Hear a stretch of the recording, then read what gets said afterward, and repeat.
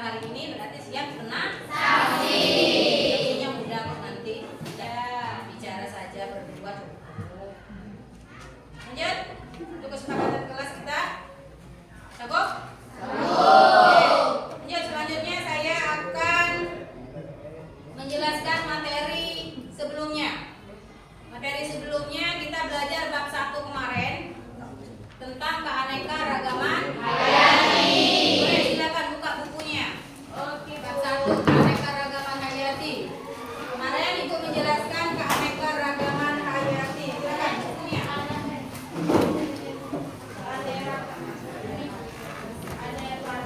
Satu. Ada tingkat keanekaragaman. Ada tingkat keanekaragaman. Ada 3 ya? Ada gen, ada jenis, apa gen? Ada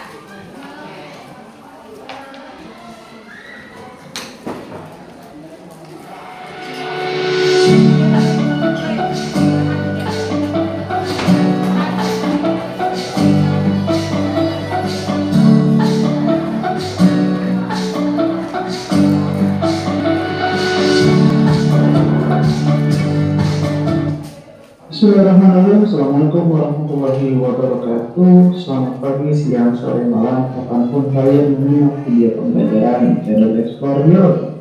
Pada video kali ini kita akan lanjutkan materi pada keanekaragaman hayati. Kita akan bahas tentang bagaimana bisa keanekaragaman hayati di Indonesia itu menghilang atau berkurang, serta apa sih upaya yang dapat dilakukan untuk melestarikan keanekaragaman hayati tersebut. Nah, maksudnya jadi, kamu tanya, apa sih penyebab hilangnya keanekaragaman hayati? Padahal jawabannya adalah sangat banyak sekali. Tapi setidaknya ada beberapa yang bisa kita bahas. Seperti yang pertama, yaitu hilangnya habitat dan fragmentasi. Apa sih artinya hilangnya habitat? Ambil contoh seperti ini. Ada kawasan yang tadinya merupakan hutan. Tiba-tiba karena memudahnya manusia, kebutuhan untuk tempat tinggal, kebutuhan untuk makan, sehingga habitat tersebut dialihfungsikan menjadi perumahan dan juga menjadi sawah. Akibatnya habitatnya hilang. Hewan-hewan dan tumbuhan yang ada di sana kehilangan habitat. Mungkin kamu pernah dengar beberapa kasus, misalnya gajah masuk ke pemukiman warga. Kenapa sih mereka bisa seperti itu? Karena mereka mencari, mereka butuh makan, mereka mencari ke lingkungan sekitarnya, ternyata lingkungannya atau habitatnya sudah tidak ada, sudah berkurang, sudah hilang, sehingga akibatnya mereka mencari ke perumahan warga tersebut. Banyak kasus seperti itu. Ya, karena tidak tidak terencana dengan baik, hewan-hewan atau tumbuhan hewan-hewan yang ada di sana akhirnya mencari makan ke pemukiman warga. Lalu kedua ada introduksi spesies. Apa sih introduksi spesies? Introduksi artinya adalah pemasukan. Introduksi spesies artinya adalah pemasukan. Jadi ada spesies yang dimasukkan ke dalam suatu individu atau suatu populasi atau komunitas, sehingga spesies tersebut mengganggu ekosistem dari yang sudah terbentuk di lingkungan tersebut. Makanya agak sulit kalau dibilang misalnya monyet yang ada di topeng monyet itu dilepas biarkan. Sebenarnya masalahnya tidak segampang kita ngambil monyet harus dilepaskan gitu aja, karena tentu sudah berbeda. Monyet yang ditamankan tersebut, ya, mereka butuh dilatih lagi untuk naluri hidup liarnya itu ada lagi, karena mereka sudah biasa diperintah, mereka sudah biasa untuk diberikan makan, ya, sehingga pas nggak dimakan lagi, pas bersaing di alam lagi, pada garam dan kota. Ya. Lalu yang ketiga ada pencemaran tanah, udara, dan air. Yang ketiga ini adalah merupakan akibat dari tingkah laku manusia. Karena kita tercemar, udara kita tercemar, air kita tercemar. Jakarta merupakan salah satu. Nah, itu kalau bisa cek sendiri datanya. Kalau saya salah bisa dirangkap. Tapi Jakarta diklaim merupakan salah satu kota dengan tingkat polusi terparah di dunia. Jakarta dan sekitarnya utamanya. Nah, kenapa bisa seperti itu? Karena dia tadi tingkah laku manusia. Kita masih menggunakan kendaraan pribadi, banyak pabrik masih menggunakan sumber daya yang tidak ramah lingkungan, dan yang lain. Penggunaan AC yang memakai freon dan CFC itu juga berguna untuk efek kemarahan nantinya. Lalu untuk pencemaran air, ya, ini sangat mudah, gitu ya. Kalau kamu nggak usah keluar jauh-jauh, kamu lihat buka rumah, cari saluran air terdekat dengan kamu, itu sudah tercemar. Ya, tidak perlu menyalahkan hanya salah ini salah kita semua. Ya, ini salah kita semua. Ya, kalau mau berubah, berubahnya semua. sulit karena tapi tidak ada yang tidak mungkin. Lalu tempat perubahan itu, laporan terakhir tahun 2021 ini, kalau tidak salah lupa nama lembaga, tapi ada lembaga di PBB, ya jadi dia merupakan kumpulan ilmuwan dunia. Mereka menerbitkan laporan dan ternyata pemahaman global yang ada di muka bumi selama 10 tahun ini, kalau saya tidak salah, merupakan yang terburuk sepanjang sejarah manusia pernah tinggal di muka bumi. 10 tahun ini bisa sama dengan ratusan tahun perubahan. Itu sangat hebat manusia. Ya, itu hanya butuh waktu 10 tahun, bahkan diperkirakan untuk daerah-daerah pesisir akan lebih gampang tenggelam. Kalau dibilang, Pak, kita itu cuma nyakitin aja, mungkin yang kami lagi. Kalau saya cek misalnya kamu cari, saya lupa namanya, di daerah lokasi wisata, kamu cari aja misalnya penurunan tanah di Jakarta. Nah, itu contoh dari akibat perubahan iklim. Air naik, ya, air di permukaan laut naik, ini gampang menenggelam, banjir rob namanya. Nah, yang kelima ini eksploitasi tanaman dan hewan. Kita dipungkiri bahwa faktor ekonomi itu jadi faktor nomor 1 untuk bagaimana manusia itu bertumbuh, termasuk untuk eksploitasi tanaman dan hewan. Misalnya apa? Misalnya kita mengambil kayu ilegal, ya, kita mengambil kayu secara sembarangan dari hutan, terus kita gunakan untuk membuat lemari dan lain. Itu namanya eksploitasi. Jadi kita cuma ngambil tapi nggak nanam lagi. Ya. Atau hewan, tadi hewan itu ada misalnya kepentingannya. Bahkan kalau kamu pernah pernah pertunjukan lomba-lomba, itu termasuk eksploitasi juga sebenarnya. Karena lomba tersebut tidak kehilangan haknya untuk hidup bebas. Ada bukan dulu ya, tapi beberapa waktu lalu saya lihat ada satu artis yang dengan bangganya memamerkan hewan-hewan yang dilindungi dan ternyata dijadikan hewan peliharaan. Apakah boleh? Jelas tidak. Ya, kalau dibilang ya saya yang dilindungi berarti jelas tidak. Mereka dilindungi di habitatnya. Nanti kita belajar setelah ini ya. Ada perlindungan di habitatnya dan memang ada perlindungan di luar habitat, tapi bukan untuk dipelihara. Nah, dan yang terakhir ada industrialisasi pertanian dan ikan. Ya, tadi. Jadi zaman sekarang, ya, karena dianggap hutan itu tidak menghasilkan. Hutan yang ada di Indonesia ini tidak menghasilkan. Akibatnya apa? Ditebangin aja. Berarti jadi sawah. Berarti jadi kelapa sawit. Berarti dari tambang batu bara. Ya, akibatnya apa? Akibatnya hutannya hilang, ya, keanekaragaman isinya hilang. Isi dari hutan tersebut keanekaragaman hayatinya menurun. Dan banyak hal lagi yang sebenarnya bisa kita bahas. Tapi setidaknya 6 faktor ini yang merupakan faktor utama. Ya. Lalu selanjutnya, kalau ditanya, Pak, apakah sudah ada upaya untuk mengembalikan atau mengurangi kehilangan keanekaragaman hayati tersebut? Ada, namanya konservasi, pelestarian. Nah, tujuannya apa? Ada beberapa. Yang pertama, menjamin kelestarian fungsi ekosistem sebagai penyangga kehidupan. Jadi nggak bisa muka bumi ini isinya semua beton. Isinya semua perumahan, industri, dan tambang-tambang tertentu tidak bisa.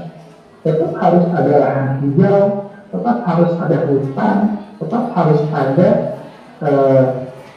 daerah-daerah yang memang dibutuhkan bukan untuk manusia. Lalu yang kedua, mencegah kepunahan spesies yang disebabkan oleh kerusakan habitat dan pemanfaatan yang tidak terkendali. Ini dia. Kalau dibilang apakah pemerintah diam atas hal ini, jawabannya enggak. Jawabannya enggak. Di video pertama tentang keanekaragaman hayati, ya, di situ sudah dijelaskan apa itu keanekaragaman hayati di Undang-Undang Nomor 5 Tahun 1990. Sehingga kalau dibilang berarti negara perhatian, ya, secara perhatian, secara peraturan kita negara ini sudah membuat datanya, tapi mungkin penerapannya saja yang mungkin belum ketegasannya. Ya, kalau kalian yang menonton video ini, ya, itu SMA ya 10 atau 11 dan 12, kalian yang nanti bisa meneruskan, ya, untuk pelestarian agar Indonesia tetap menjadi mega biodiversitas. Dan yang ketiga, menyediakan sumber plasma nutfah untuk mendukung perkembangan dan budidaya kultivar tanaman pangan, obat-obatan maupun hewan ternak. Ini jika satu tempat punya 100 jenis hewan, kita akan lebih mudah memilih mana yang mau kita budidaya, mana yang kita mau kembangkan. Jelas beda kalau misalnya kita hanya punya 5 jenis dari hewan tersebut. Ya, bisa terbayang ya. Kalau 100 kan bisa memilih yang mana nih dibandingin, oh ternyata yang ini yang lebih bagus untuk dikembangkan, oh ini kurang untuk jadi hewan ternak, itu bisa. Tapi kalau misalnya kelas nutfahnya menurun, ya, sumber daya genetiknya menurun, jenisnya berkurang, itu akan lebih sulit. Ya. Oke, nah berdasarkan undang-undang tadi, ya, ada di Undang-Undang Nomor 5 Tahun 1990 serta Undang-Undang Nomor 23 Tahun 1997, ada 2 jenis dari konservasi keanekaragaman hayati. Yaitu yang pertama ada yang namanya konservasi in situ. In itu artinya dalam, ya, in situ artinya dalam. Ini nggak usah bingung-bingung, ya. In situ dalam situ. Ya, ini merupakan usaha pelestarian alam yang dilakukan dalam habitat aslinya. Jadi bukan cuma hewannya sebenarnya yang dijaga, tapi habitatnya, ekosistemnya yang dijaga. Contohnya apa? Sejak alam, taman nasional, hutan lindung, ya.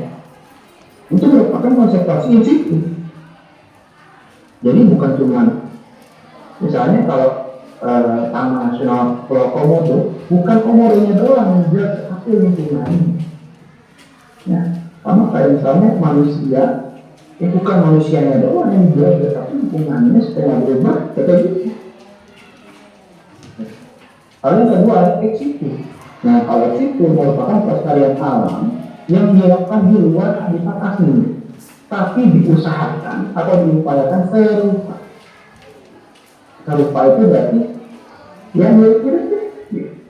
Misalnya orang hutan sukanya di pohonnya, jadi tempatnya ada pohonnya, sama mungkin serupa dengan lingkungannya atau habitatnya. Nggak mungkin taruh di air. Kalau misalnya hal-hal yang lain juga seperti itu. Contohnya, kalau tumbuhan itu ada kebun raya. Indonesia itu punya salah satu kebun raya terbaik di dunia. Saya bisa bilang, itu kebun raya Bogor. Dan ada taman safari. Taman safari juga termasuk konservasi aktif. Karena diambil hewannya ditaruh di situ dan dibuat serupa ekosistemnya dengan buah atau tempat aslinya gitu.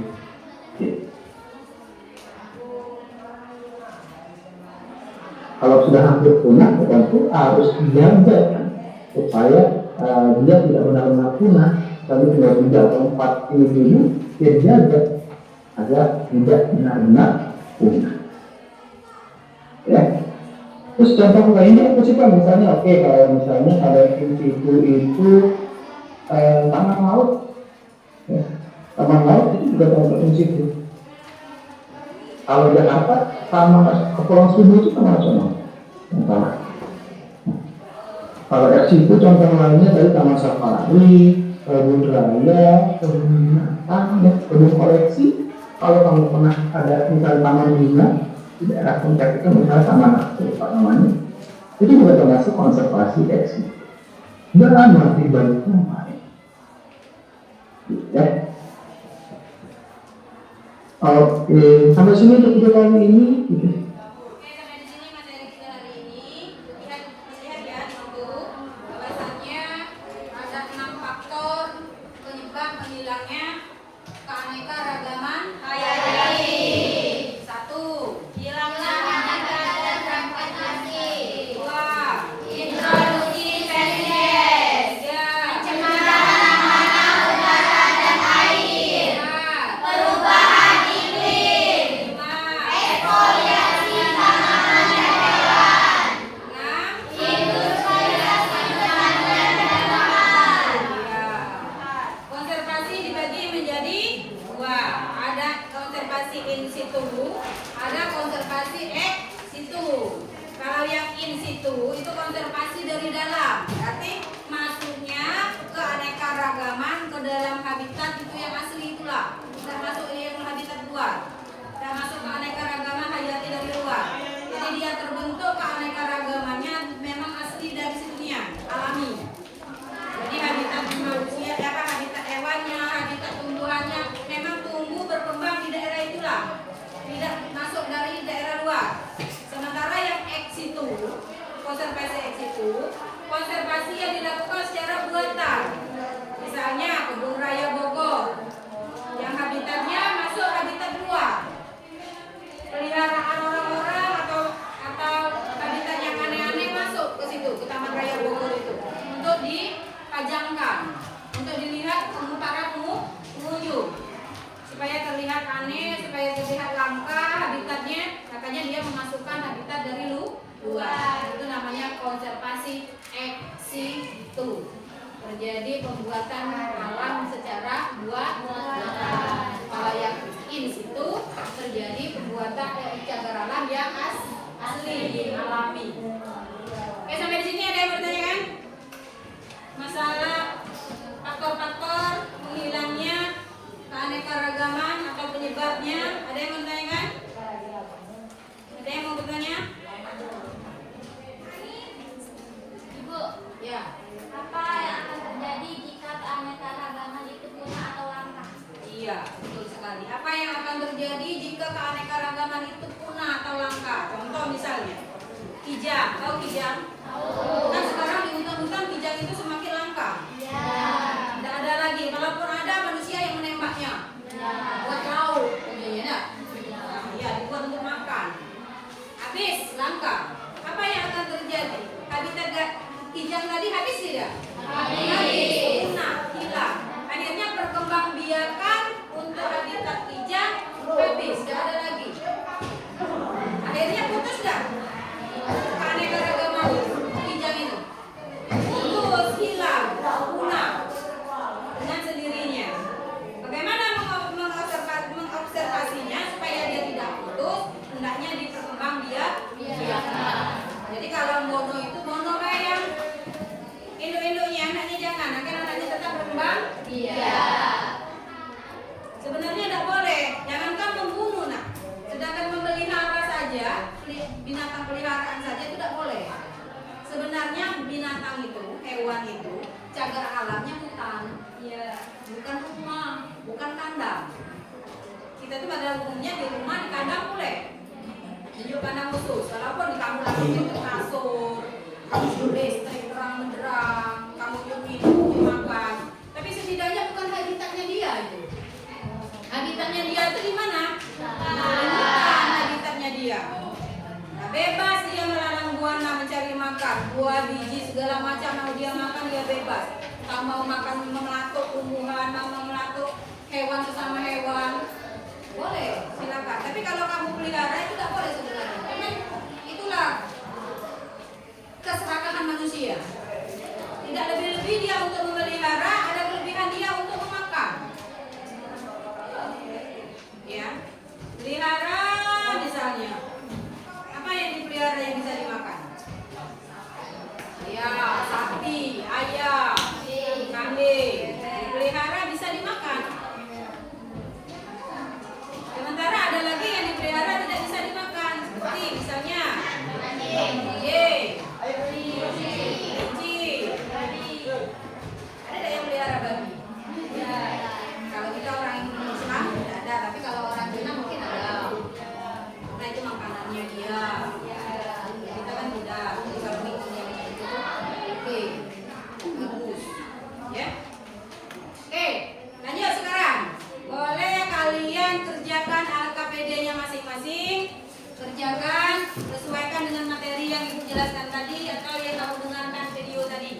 Tulis nama kelompoknya. Iya, jawab di kertas itulah di belakangnya. Di belakangnya. Kan di situ.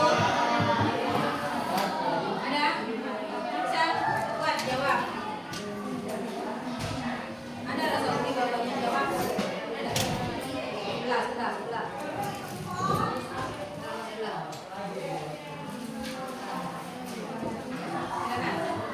Silakan kerjakan secara kelompok atau secara diskusi. Nggak bisa boleh silakan.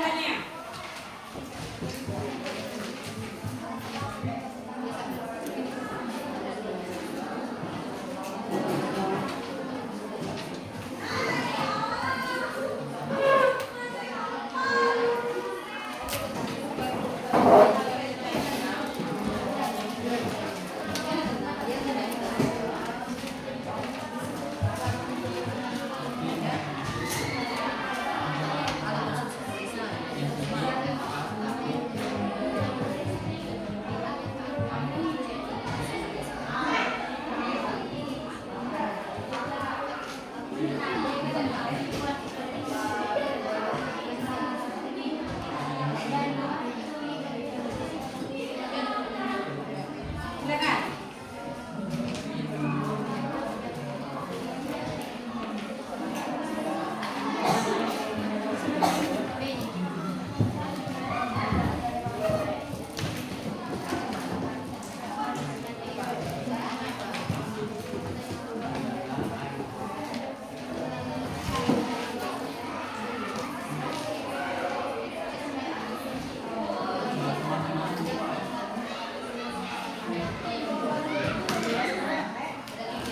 Sebenarnya ada 6.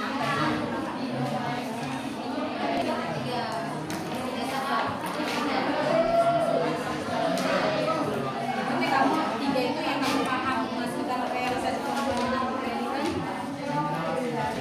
Jadi kan ada contohnya.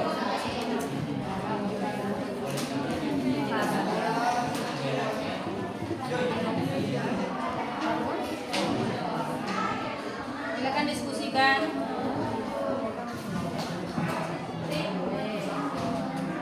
Ya, perubahan iklim. Apa gejolaknya perubahan iklim hingga hilangnya keanekaragaman? Ada pengaruhnya. Apa kepanasan, apa kedinginan, suhu kelembapannya,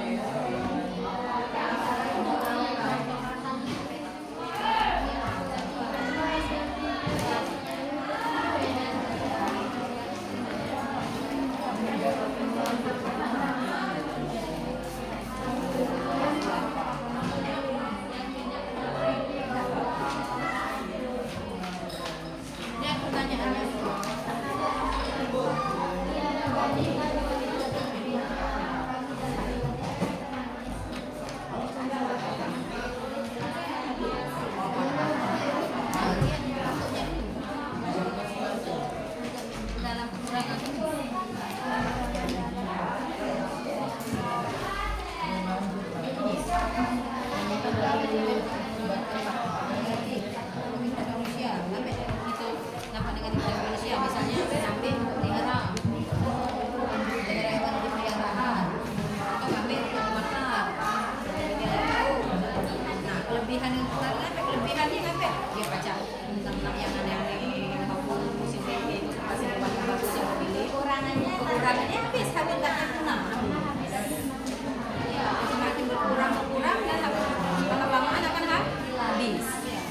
Low battery.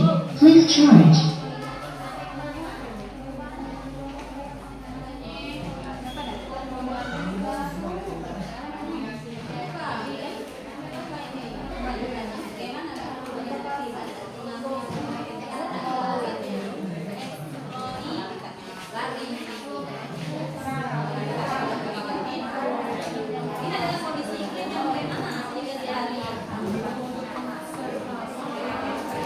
Low battery.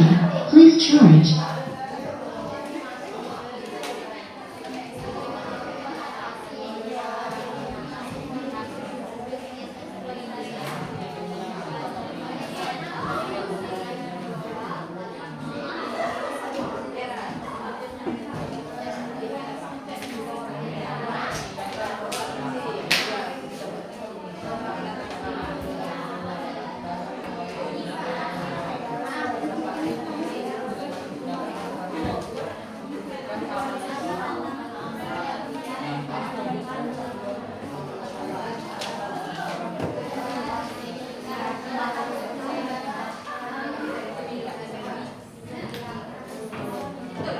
Low battery.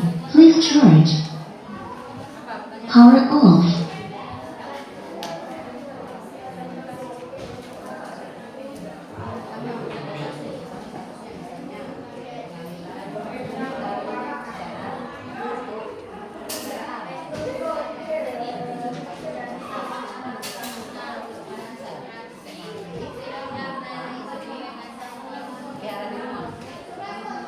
Kasusnya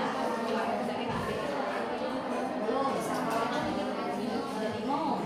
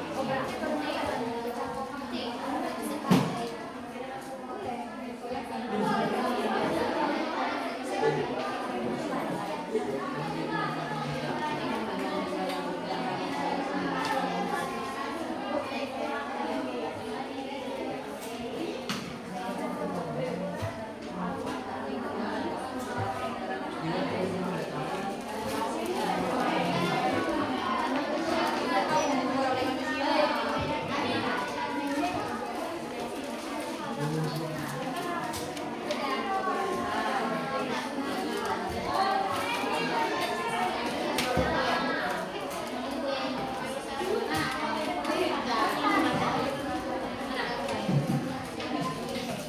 masyarakat.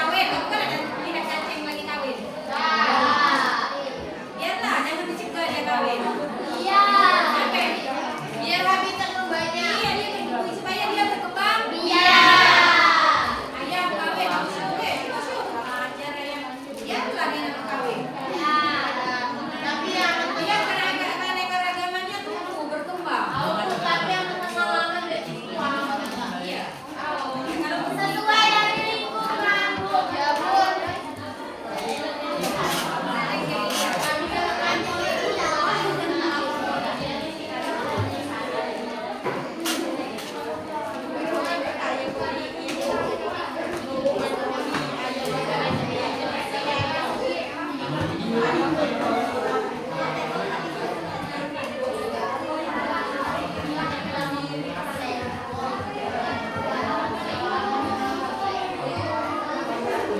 silakan yang mau presentasi. Kelompok berapa yang siap? Silakan.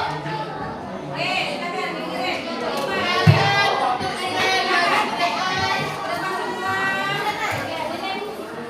Kami persilakan. Waktu yang tepat kami sediakan. Ada moderatornya. Waktunya cuma 5 menit.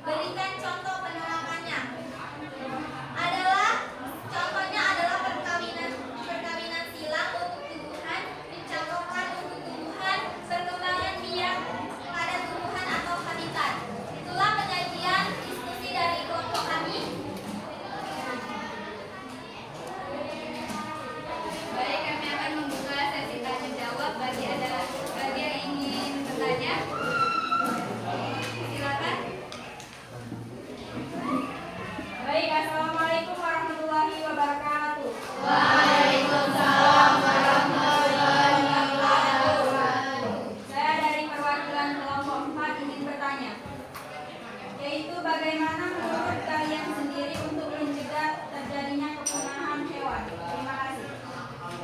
Baik, apakah ada yang ingin bertanya lagi? Boleh, silakan. Assalamualaikum warahmatullahi wabarakatuh. Waalaikumsalam warahmatullahi wabarakatuh. Saya perwakilan dari kelompok 1. Saya ingin bertanya, apa tujuan konservasi keanekaragaman hayati? Apakah ada lagi yang ingin bertanya? Waalaikumsalam warahmatullahi wabarakatuh. Perkenalkan, nama saya Afri Haryadi. Di sini saya ingin bertanya, mengapa keragaman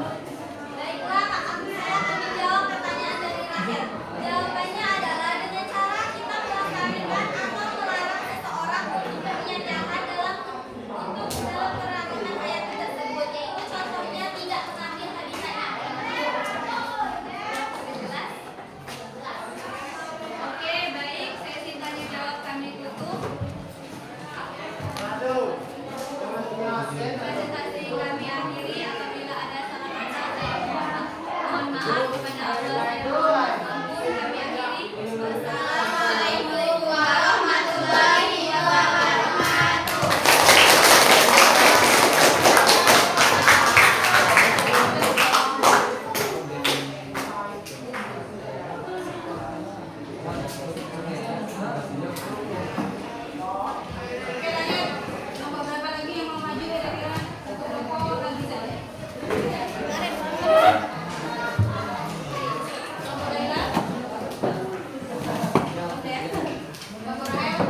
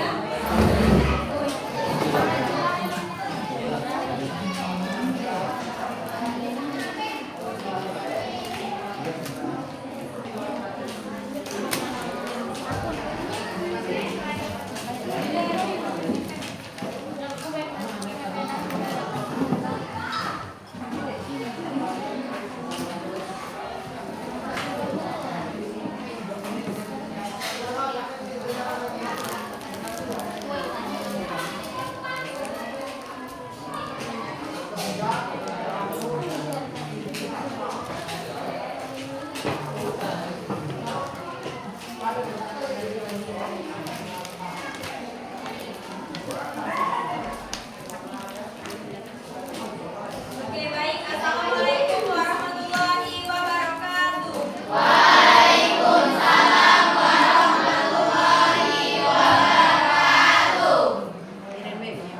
Kami di sini ingin mempresentasikan tentang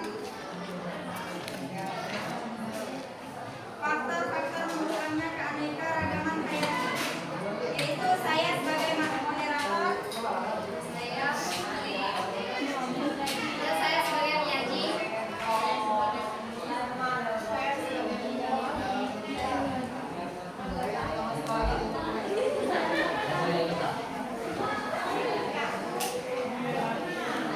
baik langsung saja. Alisa yang akan mempresentasikan keanekaragaman hayati.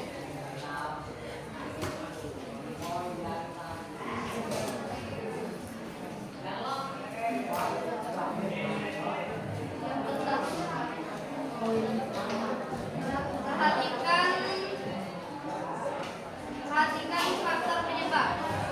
1. Identifikasi faktor. Adakah faktor penyebab? Kita menjelaskan 3 faktor utama yang menyebabkan hilangnya keanekaragaman hayati untuk setiap faktor. Berikan 1 contoh konkret.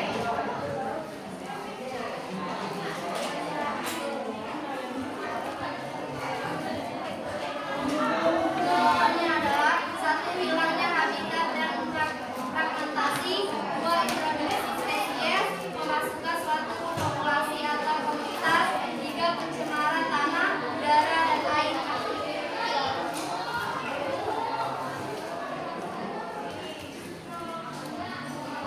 Bagian B.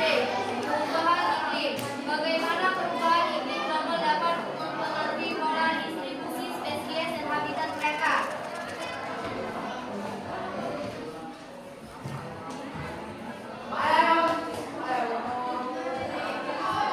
Jawabannya adalah perubahan iklim adalah pencemaran udara oleh gas karbon dioksida CO2 yang menimbulkan efek rumah kaca.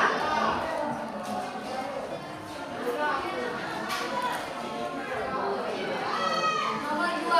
Studi kasus. A. Contoh kasus.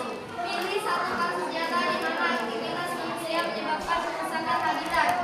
Dan deskripsikan kasus tersebut dan analisis dampaknya terhadap spesies yang terpengaruh.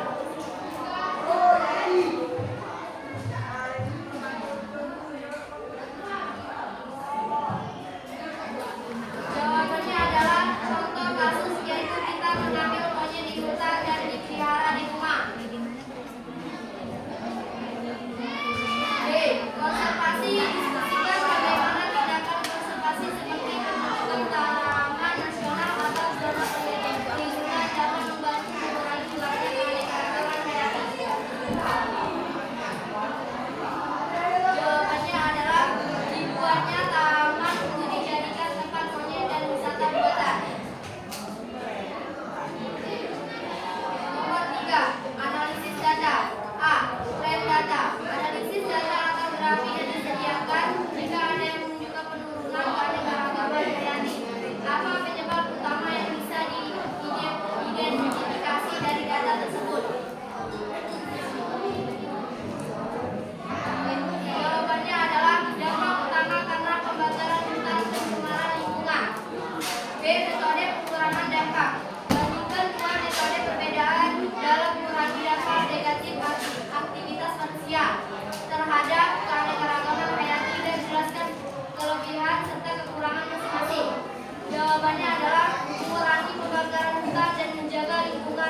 serta di sekitar.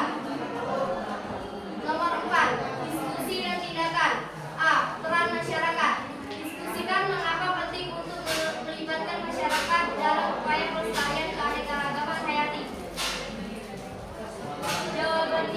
Jawabannya adalah peran masyarakat, contohnya yaitu mensosialisasikan tentang keanekaragaman hayati. Sekian presentasi dari kami. Kami buka sesi tanya jawab, yaitu 2 pertanyaan. Silakan kepada Iren. Baik, Assalamualaikum warahmatullahi wabarakatuh. Waalaikumsalam warahmatullahi wabarakatuh.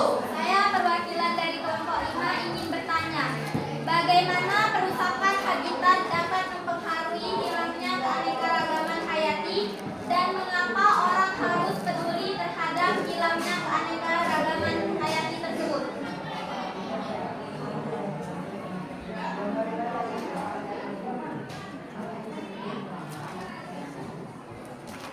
Bagaimana perusakan habitat dapat mempengaruhi hilangnya keanekaragaman hayati dan mengapa orang harus peduli terhadap hilangnya keanekaragaman hayati tersebut?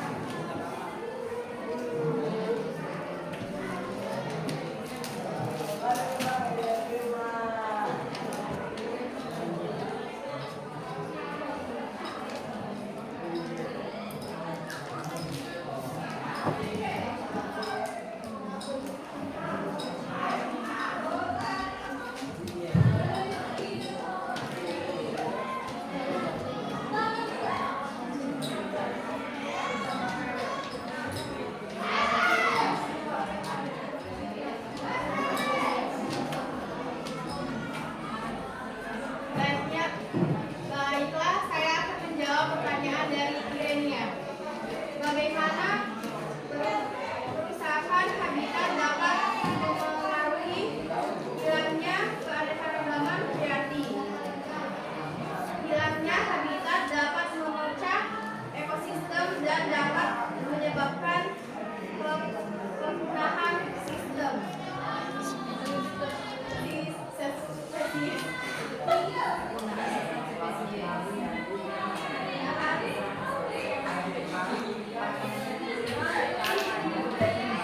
Tiga.